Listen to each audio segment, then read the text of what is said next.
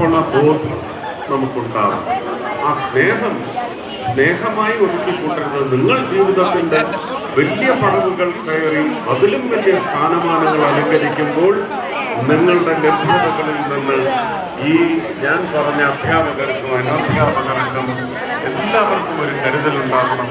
നമ്മൾ നമ്മുടെ കുലത്തിലേക്ക് എന്നെങ്കിലുമൊക്കെ തിരിച്ചു വന്ന് അവരോടുള്ള കരുതൽ, സ്നേഹം ഇത് പ്രകടമാക്കണം എന്നുകൂടി മാത്രം നിങ്ങളെല്ലാം അറിയിച്ച് അപേക്ഷിച്ച് ഉപദേശിച്ചുകൊണ്ട് ഞാൻ എൻ്റെ എളിയ വാക്കുകൾ അവസാനിപ്പിക്കുകയാണ്. 100% വിജയം നേടിയ എല്ലാ സ്കൂളിലും തൃശ്ശൂർ പോകണമെന്നാണ് ഞാൻ ആഗ്രഹിക്കുന്നത്. ഏതാണ്ട് 160ഓളം സ്കൂളുകളുണ്ട് മൊത്തം ലോക്സഭാ മണ്ഡലത്തിൽ.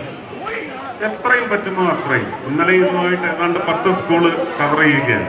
അപ്പൊ ഇനിയിപ്പോൾ ഒരു 4-5 ദിവസം അതിനു വേണ്ടി നീക്കി വെച്ച് കഴിയുന്നത്ര സ്കൂളുകളിലേക്ക് പോകണമെന്ന് തന്നെയാണ് വിചാരിക്കുന്നത്. നിങ്ങൾ ഓരോ വീട്ടിലും ഓരോ കുഞ്ഞായിട്ട് ജനിച്ചിട്ടുണ്ടാവും. ഒരു പറ്റം കുഞ്ഞുങ്ങളുടെ കൂട്ടത്തിൽ ജനിച്ചിട്ടുണ്ടാവും. ആ വീടിൻ്റെ സ്വത്താണ് നിങ്ങൾ. ആ അച്ഛൻ്റെയും അമ്മയുടെയും സ്വത്താണ്.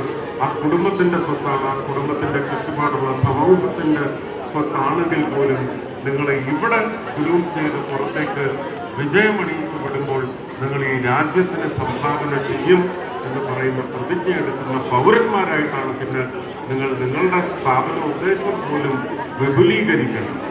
അത്തരത്തിൽ രാജ്യത്തിന് ഏറ്റവും വലിയ സംഭാവന നൽകിക്കൊണ്ട് ലോകത്തിന് മുമ്പിൽ ഭാരതത്തിൻ്റെ ഖ്യാതി, അതിൻ്റെ അന്തസ്സ് ഉയർത്തിപ്പിടിക്കുന്ന നല്ല മക്കളായി വളർന്നു വരണേ എന്ന് ഞാൻ പ്രത്യേകം ഈ മുഹൂർത്തത്തിൽ പ്രാർത്ഥിച്ചുകൊണ്ട് എൻ്റെ എളിയ വർത്തമാനം നിർത്തുന്നു. എല്ലാവർക്കും ഒരുപാട് സ്നേഹം, ഒരുപാട് സ്നേഹം. നന്ദി, നമസ്കാരം.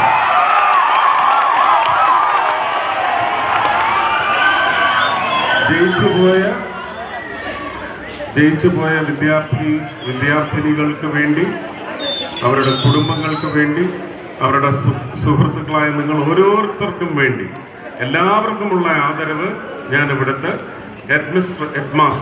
ഹെഡ് മാസ്റ്റർക്ക് നൽകിക്കൊണ്ട് നിർവഹിക്കുകയാണ്. എല്ലാവരും സദയം ആ ആദരവ് സ്വീകരിക്കണമെന്ന് അഭ്യർത്ഥിക്കുന്നു.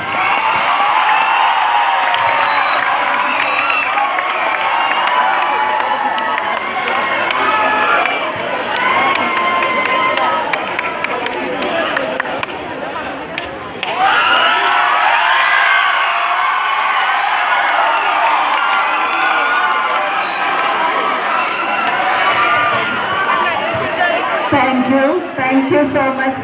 CMS കുടുംബത്തിന്റെ ഓരോ അംഗങ്ങളുടെയും നന്ദി ഞങ്ങൾ ഈ സമയം സുരേഷ് ഗോപി സാറിന് നൽകുന്നു.